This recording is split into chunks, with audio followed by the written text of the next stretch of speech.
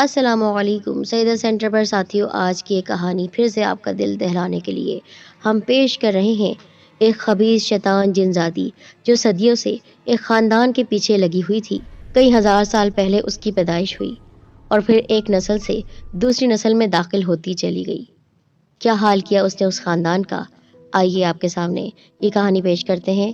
اگر آپ ہمارے چینل پر نئے ہیں اور سبسکرائب نہیں کیا ہے اب تک سیدہ سینٹر کو، تو فوراً سبسکرائب بھی کریں اور اسی طرح کی دل کو دہلا دینے والی کہانیاں سننے کے لیے بیل آئیکن کو ضرور دبائیے تاکہ آپ کے پاس بر وقت تمام ویڈیوز پہنچتی رہیں۔ اس وقت رات ہو چکی تھی، وہ سب لاؤنج میں بیٹھے اس ڈائری کو سن رہے تھے۔ ڈائری پڑھنے کی ذمہ داری اکبر نے لی تھی کیونکہ وہ ہر طرح کی تحریر پڑھ لیا کرتا تھا۔ کمرے کی بوجھل فضا میں چائے کی چسکیوں کے درمیان ڈائری پڑھ کر سنائی جا رہی تھی۔ یہ ڈائری ان کے دادا جان کی تھی۔ میرا نام جسیم الدین ہے، میں ہندوستان سے ہجرت کر کے اس ملک آیا ہوں۔ میرے پاس کچھ پیسے تھے جن سے میں نے اس شہر میں اپنا کاروبار شروع کر دیا اور یہ مکان خرید لیا جس کے تہہ خانے میں نے اپنی یادداشت قلم بند کر کے رکھی ہے، یعنی یہ ڈائری میں نے یہاں چھپائی ہوئی تھی۔ شاید کوئی اس ڈائری کو پڑھ لے اور اس مکان کو چھوڑ کر چلا جائے۔ یہ مکان جنات کا مسکن ہے۔ میں نہیں جانتا یہ جنات کہاں سے آتے ہیں اور ان کی نوعیت کیا ہے، لیکن ان بلاؤں نے میری زندگی اجیرن کر کے رکھ دی ہے۔ میں نے یہاں اس شہر میں موجود ایک شریف اور نیک لڑکی سے شادی کر لی تھی، عابدہ نام ہے اس کا۔ میں نے یہ مکان اس لیے خریدا تھا کہ یہ مکان تقریباً ویسا ہی تھا جیسا میں اپنے ملک میں چھوڑ کر آیا تھا۔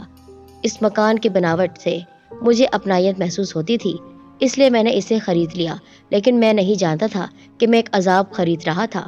2 سال تک کچھ نہیں ہوا، ہم بہت سکون کے ساتھ زندگی گزار رہے تھے۔ میرے ساتھ 2 بھائی بھی تھے، ان کی بھی شادی ہو چکی تھی۔ ہم سب ایک ہی مکان میں رہا کرتے تھے۔ 2 سال کے بعد خدا نے مجھے ایک بیٹا دیا جس کا نام میں نے نعیم رکھا۔ ایک خوبصورت اور صحت مند بچہ تھا۔ وہ اسی گھر میں پرورش پاتا رہا۔ جب وہ 3 سال کا تھا تو ایک عجیب واقعہ ہوا، وہ کہیں غائب ہو گیا۔ حیرت انگیز طور پر ہم نے پورے گھر میں اسے تلاش کر لیا، لیکن اس کا پتہ نہیں چل سکا۔ ہماری تو جان ہی نکل گئی۔ نعیم ہماری زندگی تھا، اس کا اس طرح اچانک غائب ہو جانا ہمارے لیے انتہائی پریشان کن تھا۔ اتفاق سے میں نے اس مکان کے ایک کمرے اور ایک تہہ خانے کی سیڑھیاں دیکھ لی۔ نہ جانے کس خیال کے تحت میں سیڑھیاں اترتا ہوا نیچے کے حصے میں آ گیا اور نعیم یہاں موجود تھا۔ وہ اکیلا نہیں تھا، اس کے ساتھ ایک بچی بھی تھی۔ نعیم اس بچی کے ساتھ کھیل میں مصروف تھا۔ وہ بچی میری آنکھوں کا دھوکہ نہیں تھی۔ میں نے اسے نعیم کے پاس دیکھا تھا۔ فرش پر کھلونے بکھرے ہوئے تھے۔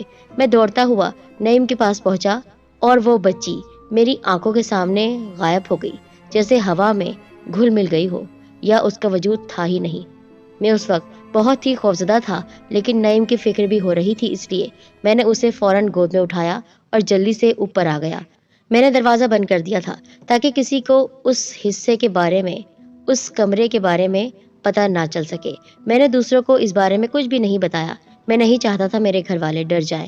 میں سمجھ گیا تھا کہ وہ بچی کوئی انسانی مخلوق نہیں تھی، کوئی اور تھی، لیکن اس کا نعیم کے ساتھ یوں میل جول مجھے بہت ہی زیادہ ڈرا رہا تھا۔ اس رات اس گھر میں ایک عجیب واقعہ ہوا۔ وہ ایک احساس تھا، شاید ایسا احساس پہلے کبھی نہیں ہوا۔ میں اپنے کمرے میں تھا، رات زیادہ نہیں گزری تھی، شاید 10-11 بجے ہوں گے۔ وہ احساس بہت عجیب تھا، ایک بے پناہ سناٹا۔ میرا خیال ہے ایسا سناٹا کسی نے بھی محسوس نہیں کیا تھا۔ وہ سناٹا کسی جاندار شے کی طرح مجھے اپنی لپیٹ میں لے رہا تھا۔ اس سناٹے، اس خاموشی کے شاید کئی بازو تھے جو آہستہ آہستہ مجھے جگڑ رہے تھے۔ پھر بھنبھناہٹ ہونے لگی، آہستہ آہستہ لاکھوں مکھیاں بھنبھنا رہی تھی، لیکن نہیں، وہ مکھیاں نہیں تھی، بلکہ بے شمار مرد اور عورتیں گانا گا رہے تھے، آہستہ آہستہ۔ قریب تھا کہ ایسا بھیانک اور انوکھا احساس میرا دم نکال دیتا۔ نعیم رونے لگا، حالانکہ اس وقت وہ نیند میں تھا اور نیند میں ہی رو رہا تھا۔ اس کے رونے کی آواز پورے کمرے میں گونج رہی تھی۔ اس کے ساتھ ہی وہ سحر، وہ جادو اچانک ختم ہو گیا۔ میرے ہاتھ پاؤں جو اس بھیانک اور خطرناک سناٹے نے باندھ دیے تھے کھل گئے، بھنبھناہٹ ختم ہو گئی۔ نعیم کے رونے کی آواز نے میری بیوی عابدہ کو بھی اس جادو سے باہر نکالا۔ سب کچھ ماحول کے اور معمول کے مطابق تھا۔ ایک کمرہ، میاں بیوی اور بچہ، بستر پر لیٹے ہوئے بچہ رو رہا تھا۔ یہ ایک عام سا منظر تھا، لیکن میں عابدہ کو کیا بتاتا کہ اس عام سے منظر سے پہلے میں نے کیا محسوس کیا تھا۔ اتنا ضرور ہوا کہ میں نے اس کمرے میں اپنے طور پر کچھ پڑھ کر حصار کھینچ دیا تھا۔ قرآنی آیت۔ یہ بات طے تھی کہ اس مکان میں کچھ ہے، کوئی انوکھی اور پراسرار سی چیز جس نے ہمیں اپنی گرفت میں، اپنی لپیٹ میں لینا شروع کر دیا تھا، جکڑ لیا تھا۔ حصار کھینچ لینے کے بعد پھر رات بھر کچھ نہیں ہوا۔ میں نے رات کو یہ سوچ لیا تھا کہ دوسری صبح کسی عامل سے بات کروں گا، لیکن نہ جانے کیا ہوا کہ مجھے کچھ یاد ہی نہیں رہا۔ دوسری مصروفیات کچھ ایسی نکل آئیں کہ ذہن سے سب کچھ نکل گیا۔ مجھے ایسا لگ رہا تھا کسی نے مجھے بھلا دیا ہو۔ پھر دوسری رات کچھ نہیں ہوا، دوسری رات، تیسری رات، چوتھی، پھر کئی دن، کئی ہفتے، کئی مہینے، سب کچھ اس حد تک نارمل رہا کہ میں سوچنے لگا کہ سب کچھ کہیں میرا وہم تو نہیں تھا، لیکن نہیں، یہ میرا وہم نہیں تھا۔ کئی مہینوں کے بعد ایک بار پھر وہ بچی دکھائی دے گئی۔ وہ اس بار تہہ خانے میں نہیں بلکہ کمرے میں دکھائی دی تھی۔ نعیم اس وقت سو رہا تھا۔ آبدہ نعیم کو چھوڑ کر ایک دن کے لیے اپنی ماں کے پاس گئی ہوئی تھی، کیونکہ اس کی ماں کی طبیعت بہت خراب تھی۔ رات کے 2 یا 3 بجے ہوں گے جب اچانک کسی احساس سے میری آنکھ کھل گئی۔ کمرے میں ہلکی قوت کا بلب جل رہا تھا اور اس کی روشنی میں وہ بچی دکھائی دے رہی تھی۔ وہ بستر کے پاس نعیم کے برابر کھڑی نعیم کو دیکھے جا رہی تھی۔ میں اسے سکتے کے عالم میں خاموشی سے دیکھ رہا تھا، جیسے کوئی خواب دیکھ رہا ہوں، گہری نیند میں، بھیانک خطرناک خواب۔ اس بچی نے اپنا ایک ہاتھ جیسے ہی نعیم کے سینے کی طرف بڑھایا، اسی وقت میں نے ایک زوردار چیخ ماری۔ یہ ایک ایسا عمل تھا جو میں سوچ بھی نہیں سکتا تھا کہ مجھ سے ہو سکتا ہے، کیونکہ میں تو ہل بھی نہیں پا رہا تھا۔ میں چیخ اٹھا تھا۔ میری چیخ سن کر اس بچی نے میری طرف دیکھا۔ اف میرے خدا، کیا بھیانک چہرہ تھا اس کا۔ دنیا بھر کی خباثت، بے رحمی اس کے چہرے پر جم کر رہ گئی تھی۔ وہ ہنس رہی تھی، زور زور سے ہنس رہی تھی، لیکن اس کی ہنسی بے آواز تھی۔ اس کی ہنسی سنائی نہیں دے رہی تھی۔ بڑا سا منہ پھاڑ کر ہنسے جا رہی تھی، لیکن وہ رگوں میں لہو کو میرے سرد کر دینے والی ہنسی تھی۔ پھر وہ نعیم میں داخل ہو گئی۔ ہاں، میں نے یہ ہوش و حواس سے آپ کو بیان کیا ہے۔ یہ جو لکھ رہا ہوں، ہوش و حواس میں لکھ رہا ہوں کہ میرے بیٹے کے جسم میں ایک سایہ اندر داخل ہوا تھا، اندر سما گئی تھی وہ۔ میں نے ایسی بات پہلے کبھی نہیں دیکھی تھی۔ وہ کسی ٹارچ کی باریک لکیر کی طرح سمٹتی ہوئی نعیم کے بدن میں داخل ہو گئی۔ اس منظر، اس کیفیت کو میں بیان نہیں کر سکتا۔ میں نے پاگلوں کی طرح نعیم کو جھنجھوڑ ڈالا، اسے گود میں اٹھا کر کمرے کے باہر دوڑ لگا دی۔ اسی وقت میں شاید اپنے ہوش میں نہیں تھا۔ مختصر یہ کہ میں نے سب کو یہ صورتحال بتائی، لیکن شاید کسی کو بھی میری بات پر یقین نہیں آیا تھا، کیونکہ بظاہر نعیم میں کوئی تبدیلی دکھائی نہیں دے رہی تھی۔ وہ بالکل نارمل تھا، انسانوں کی طرح نارمل، ہمیشہ کی طرح۔ لیکن میں مطمئن نہیں تھا۔ میں نے جو کچھ اب تک دیکھا اور محسوس کیا وہ میرا وہم ہرگز نہیں تھا، ایک سچائی تھی جو ایک بھیانک خواب کی طرح مجھ سے لپٹی ہوئی تھی۔ اور پھر ایک دن اچانک ایک بزرگ سے ملاقات ہو گئی۔ ملاقات کیا ہوئی، وہ خود ہی ہمارے پاس آ گئے تھے۔ میں اور نعیم اس وقت ایک ہوٹل میں چائے پی رہے تھے۔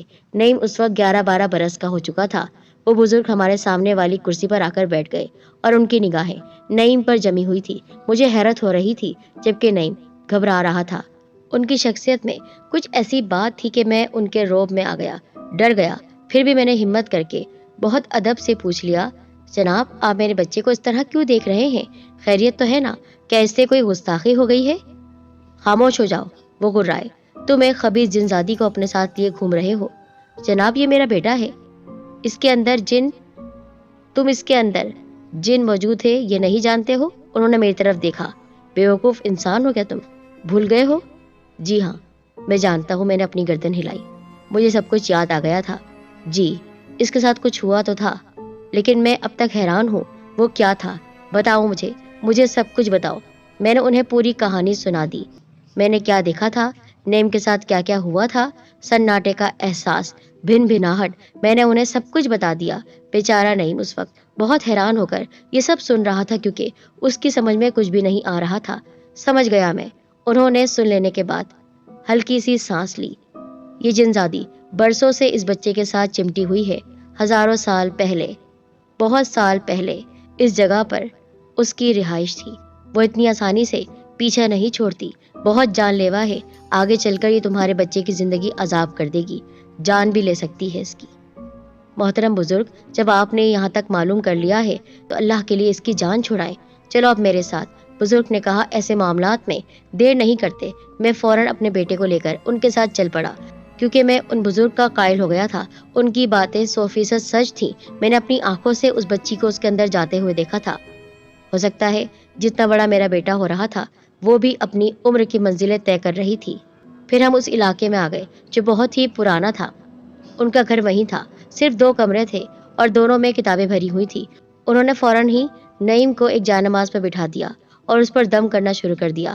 میں یہ دیکھ رہا تھا کہ وہ جیسے جیسے دم کرتے جا رہے تھے ویسے ویسے میرے بیٹی کی آنکھیں بند ہوتی جا رہی تھی۔ پھر شاید وہ بے ہوش ہو کر جانماز پر لیٹ گیا۔ اس کے بے ہوش ہو جانے کے بعد ان بزرگ نے پانی پر دم کر کے اس کے منہ پر چھینٹے مارنے شروع کر دیے۔ نعیم اکڑنے لگا، پھر اس پر کپکپی طاری ہو گئی۔ اس کا بدن زور زور سے جھٹکے لے رہا تھا۔ پھر میں نے ایک حیرت انگیز منظر دیکھا، شاید اپنی آنکھوں سے نہیں دیکھتا تو کبھی یقین نہیں آتا۔ اب سے برسوں پہلے جس طرح ایک روشنی سی نعیم کے جسم میں داخل ہوئی تھی، میری آنکھوں کے سامنے اسی طرح وہ روشنی اب اس کے بدن سے باہر بھی نکل رہی تھی۔ میں آنکھیں پھاڑے ہوئے، منہ کھولے ہوئے دم بخود اسے دیکھے جا رہا تھا۔ پھر وہ روشنی، وہ سایہ ایک بچی کی شکل اختیار کرنے لگا۔ یہ وہی بچی تھی جس کو میں نے بہت سالوں پہلے دیکھا تھا، بالکل وہی روشنی کی طرح سمٹتی پھیلتی ہوئی نعیم کے جسم سے باہر نکل رہی تھی۔ اتنا ہی نہیں بلکہ وہ کچھ کہہ بھی رہی تھی۔ شروع میں تو اس کی آواز صاف سنائی نہیں دے رہی تھی، پھر واضح ہوتی چلی گئی۔ وہ دھمکیاں دے رہی تھی۔ اس کا کہنا تھا کہ وہ کبھی پیچھا نہیں چھوڑے گی۔ اس وقت تو جا رہی ہے لیکن وہ نسل در نسل منتقل ہوتی رہے گی۔ پھر اس نے میری طرف دیکھا اور کہا، تجھے میں برباد کر کے رہوں گی، تجھے میں تباہ کر دوں گی، تباہ، جس طرح تو نے مجھے برباد کیا ہے، مجھے میرے گھر سے نکالا ہے۔ اس بچے کا جسم میرا گھر تھا۔ پھر وہ غائب ہو گئی۔ ایک شعلہ سے چمکا اور پھر میری نظروں کے سامنے بجھ بھی گیا۔ وہ بزرگ بہت پریشان دکھائی دے رہے تھے، جبکہ نعیم اب بالکل پرسکون تھا۔ اگرچہ وہ ابھی تک سویا ہوا تھا لیکن اس کی سانسیں معمول پر آ چکی تھی۔ کیا ہوا؟ کیا ہو رہا ہے؟ کیا آپ کچھ پریشان ہیں؟ یہ ایک ایسی بلا ہے جو چلی بھی گئی اور نہیں بھی گئی۔ کیا مطلب؟ فی الحال تو تمہارا بیٹا اور تم لوگ اس سے محفوظ ہو گئے ہو، لیکن یہ تمہاری نسلوں تک تمہارا پیچھا کرے گی۔ جہاں تمہیں کمزور پائے گی وہاں تم پر قابو پالے گی۔ تو اس سے بچاؤ کا کوئی طریقہ نہیں ہے؟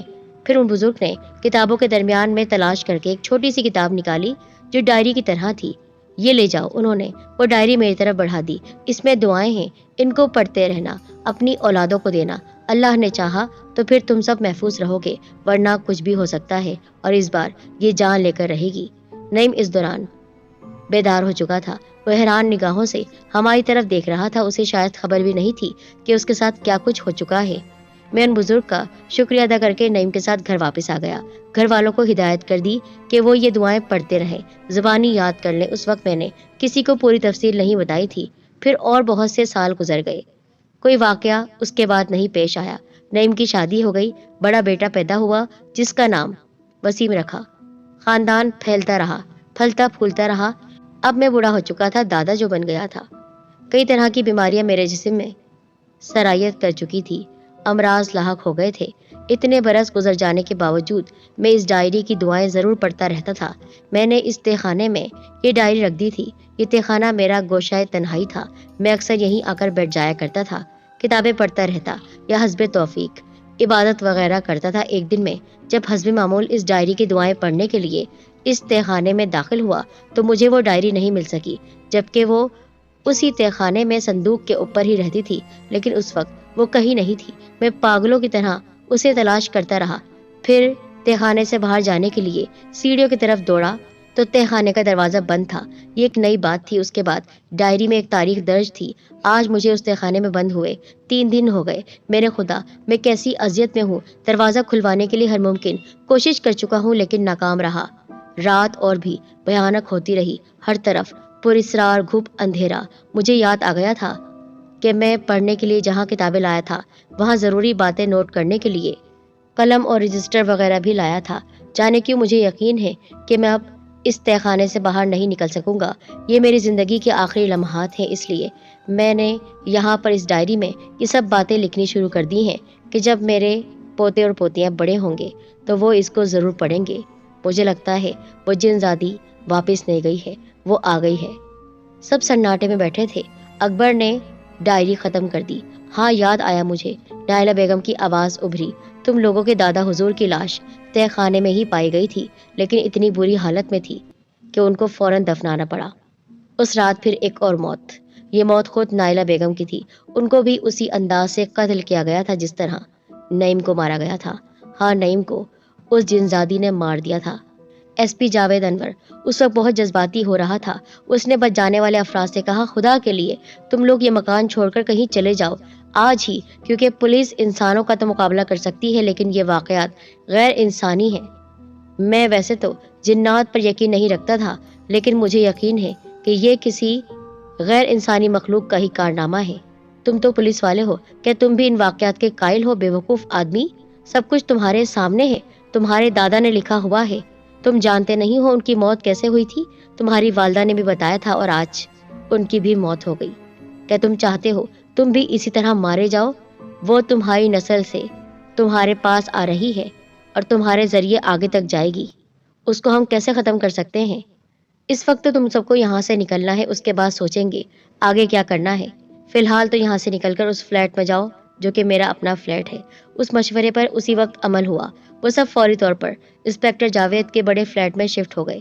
کسی دوسرے حالات میں اگر نائلہ بیگم کی موت واقع ہوتی تو یہ صدمہ مہینوں ان کی زندگی میں شامل رہتا، لیکن حالات ایسے تھے کہ انہیں افسوس کرنے اور رونے کا وقت بھی نہیں مل رہا تھا۔ ایک بے رحم موت ان کے پیچھے تھی، ان کے تعاقب میں تھی۔ نائلہ بیگم کے بعد اب کس کی باری تھی؟ انہوں نے مکان تو بدل لیا لیکن وہ خوف ان پر طاری ہوا تھا۔ اب میں آپ سب کو ایک اور مشورہ دیتا ہوں، جاوید نے کہا، آپ لوگ الگ الگ کمروں میں نہ سوئیں، لاؤنج بہت بڑا ہے، آپ سب اسی میں ایک ساتھ سوئیں، کم از کم رات بھر ایک دوسرے کی نگرانی کرتے رہیں گے۔ تمہارا کیا خیال ہے؟ وہ جنات اور وہ جن زادی یہاں نہیں آئے گی؟ کچھ نہیں کہہ سکتا لیکن احتیاط ضروری ہے۔ ویسے میں نے 2 سپاہیوں کی ڈیوٹی دروازے پر لگا دی ہے، رات بھر نگرانی کرتے رہیں گے۔ خدایا، ہم کس عذاب میں پھنس گئے ہیں، ہم نے تو کوئی ایسا عمل بھی نہیں کیا۔ یہ کون ہے جو ہمارے خاندان کے پیچھے پڑی ہوئی ہے؟ بھائی کیوں نہ ہم کسی عامل کو بلا کر لائیں، شبنم نے کہا۔ میں نے ایسے لوگوں کے بارے میں بہت سنا ہے۔ شبنم ٹھیک کہتی ہے، جاوید نے اس کی تائید کی، لیکن مسئلہ یہ ہے کہ آج کل کے زیادہ تر عامل افراد جعلی ہوتے ہیں۔ ابھی کسی اچھے اور بہت بڑے پہنچے ہوئے عامل کو ڈھونڈنا پڑے گا اور یہ کام صبح ہی ہو سکتا ہے۔ اس شہر میں کوئی نہ کوئی تو ہوگا، اکبر نے کہا۔ تم بھی اپنے طور پر معلوم کرنے کی کوشش کرو۔ اب تو مجھے بھی یقین ہو چلا ہے کہ یہ انسانی نہیں بلکہ شیطانی کارنامہ ہے۔ جاوید کے مشورے پر وہ سب ایک ہی کمرے میں سوئے تھے، لیکن اس کے باوجود دوسری صبح شبنم مردہ حالت میں پائی گئی۔ اس کا بھی وہی حال ہوا تھا جو دوسروں کا ہو چکا تھا، گردن تن سے جدا تھی۔ اب رونے کے لیے صرف ہم 3 رہ گئے ہیں، اکبر نے کہا، میں، اصغر اور وردہ، اور یہ ہماری بچی بھی تو ہے۔ وردہ جنونی کیفیت میں بولی، ہمارے ساتھ بھی یہی ہونے والا ہے، پھر اس کے بعد اس کا کیا ہوگا؟ کون اس کو دیکھے گا؟ کون اس کی پرورش کرے گا؟ جاوید ایک طرف سر جھکائے بیٹھا ہوا تھا۔ کچھ دیر کے بعد اس نے اپنی گردن اٹھائی۔ یہ بتاؤ، تم لوگوں کو کل رات کسی قسم کا احساس نہیں ہوا کہ تمہارے درمیان کوئی موجود ہے؟ اتنی آسانی سے تمہارے سامنے تمہاری بہن کو مار دیا؟ نہیں، ہمیں بالکل نہیں پتہ چلا، اصغر نے بتایا۔ ہم بہت دیر تک جاگتے رہے، اس کے بعد ہمیں کیسے نیند آئی ہم جانتے بھی نہیں ہیں، ہمیں ایسا لگ رہا تھا ہمیں سلایا گیا ہے، وردہ نے کہا۔ ایسی گہری نیند جیسے برسوں کے بعد سوئے ہوں، کسی نے تھپک تھپک کر سلا دیا، اور اس دوران اس بلا نے، اس خبیث جنزادی نے بیچاری شبنم کا خون کر دیا۔ جاوید کی آواز بہت ٹوٹی پھوٹی تھی۔ افسوس تو یہ ہے کہ میں تم لوگوں کی کوئی مدد نہیں کر سکا۔ دیکھتے ہی دیکھتے کتنوں کا خون ہو گیا اور ہم سوچتے ہی رہ گئے، لیکن اب شاید ایسا نہ ہو۔ کیوں؟ اب ایسی کون سی بات ہو گئی ہے؟ اکبر نے پوچھا۔ اب تم کس طرح اسے روک سکو گے؟ میں نہیں، غلام قادر بابا روکیں گے، جاوید نے بتایا۔ بہت بڑے بزرگ ہیں، ایسے لوگ عام طور پر نظر نہیں آتے، انہیں تلاش کرنا پڑتا ہے، اور کیسی عجیب بات ہے کہ اس کیس میں ایک پولیس آفیسر کسی عامل کی خدمات حاصل کرنے کی کوشش کر رہا ہے۔ تو یہ قادر بابا تمہیں کیسے مل گئے؟ خود میرے پاس آئے تھے۔ تمہیں شاید یہ معلوم نہیں کہ تمہارے اس گھر اور اتنے قتلوں کی کہانی ہر طرف پھیل گئی ہے۔ قادر بابا ان خبروں کو سن کر میرے پاس خود ہی پہنچ گئے اور 1 گھنٹے کے بعد یہاں بھی آنے والے ہیں، اس لیے میں یہ کہہ رہا ہوں اب ایسا کیس کبھی نہیں ہوگا۔ کاش وہ بزرگ پہلے ہی مل چکے ہوتے تو میری پیاری سی ساس اور میرے سسر زندہ ہوتے۔ ہر کام میں اللہ کی مصلحت ہوتی ہے، ہو سکتا ہے اللہ کو ان کی زندگی منظور نہ ہو اور ان کی موت اسی انداز سے آئی ہو۔ ایک اطمینان سا ان کے چہروں پر دکھائی دینے لگا، لیکن یہ اطمینان اس وقت ختم ہو گیا جب انہیں یہ پتہ چلا کہ راستے میں قادر بابا کی گاڑی کا شدید ایکسیڈنٹ ہوا اور ہاسپٹل لے جاتے ہوئے وہ دم توڑ گئے۔ وہ ایک ویرانہ تھا۔ وردہ اپنی بچی کو گود میں اٹھائے بے تحاشا دوڑتی چلی جا رہی تھی۔ وہ نہیں جانتی تھی کہ وہ کہاں جا رہی ہے، کس طرف جا رہی ہے۔ اسے بس فرار ہونا تھا، خود کو بچانا تھا۔ اپنے بچے کو بچانا تھا۔ موت شاید اس کے پیچھے تھی، وہ موت جو اس کو ادھیڑ کر رکھ دیتی۔ اس صبح اس نے اکبر اور حضرت دونوں کو ادھیڑ کر رکھ دیا تھا، ان کے جسموں کو نوچ ڈالا تھا۔ اس سے پہلے کبھی ایسا نہیں ہوا تھا کہ اس خبیث شیطان جنزادی نے ایک ساتھ دو کو اپنا شکار بنایا ہو، لیکن اس صبح پورا کمرہ خون سے بھرا ہوا تھا۔ اکبر اور اصغر دونوں ہی مر چکے تھے، ویسی ہی بے بسی کی زندگی اور ویسی ہی درندگی کی موت جو کہ پہلے والوں کا مقدر تھی۔ اس کا شوہر، اس کا دیور، اس کی ساس، اس کے سسر، اس کی نند سب مر چکے تھے۔ اب وہ اور اس کی بیٹی ہی باقی تھی۔ وردہ پر ایک وحشت طاری ہو گئی تھی۔ کچھ دیر تک تو وہ سکتے کے عالم میں ان کو تکتی رہی، پھٹی پھٹی آنکھوں سے ان دونوں کو دیکھتی رہی۔ پھر اس نے جھپٹ کر اپنی بچی کو اپنی گود میں اٹھایا اور کسی پاگل کی طرح دوڑتی ہوئی اس کمرے اور اس بلڈنگ سے باہر آ گئی۔ اسی وقت اسے کسی بات کا ہوش نہیں تھا، صرف ایک ہوش تھا، موت کے بے رحم ہاتھوں کا خوف۔ اور یہ خوف بھی اس لیے نہیں بلکہ اپنی گود میں روتی ہوئی بچی کے لیے تھا۔ وہ اسے بچانا چاہتی تھی ہر حال میں۔ وہ نہیں جانتی تھی کہ وہ اپنی بیٹی کو کس طرح بچا سکے گی۔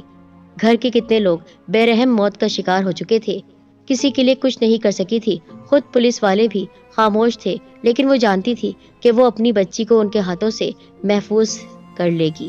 وہ ایک ماں تھی، اسے اپنی ممتا کی طاقت پر پورا یقین تھا۔ یقین تھا اسے کہ وہ اپنی بچی پر کوئی آنچ نہیں آنے دے گی۔ وہ شیطان جن اس کی بچی تک کبھی نہیں پہنچ سکے گی۔ اسے بس اپنی بچی کو لے کر بھاگ نکلنا ہے۔ کہاں یہ نہیں معلوم تھا، بس کہیں بھی، کسی بھی ایسی جگہ جہاں وہ اس کے پیچھے نہ آئے۔ راستہ چلتے ہوئے لوگ حیرت سے اس عورت کو دیکھ رہے تھے جو ایک بچی کو اپنے سینے سے لگائے دوڑتی چلی جا رہی تھی، ایک جنونی پاگلوں والی کیفیت میں۔